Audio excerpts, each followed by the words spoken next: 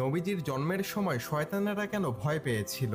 নবীজির জন্মের পূর্বে শয়তানেরা আকাশে উঠে ফেরেশতাদের কথা চুপিসারে শুনত, কিন্তু হঠাৎ এক সময় ফেরেশতারা আকাশে কঠোরভাবে পাহারা দিতে শুরু করলো। শয়তানেরা আকাশে গেলেই তাদেরকে ফেরেশতাগণ জ্বলন্ত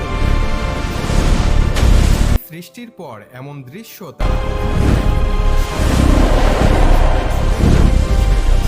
ইবলিশ বলল, পৃথিবীতে অবশ্যই বড় কোনো ঘটনা ঘটেছে। যাও, গোটা পৃথিবী খুঁজে দেখো কি ঘটেছে। তখন শয়তানদের বাহিনী ছড়িয়ে পড়ল পৃথিবীর পূর্ব থেকে পশ্চিমে। অবশেষে তারা দেখতে পেল মক্কার বুকে জন্ম নিয়েছে এক মহান শিশু, যার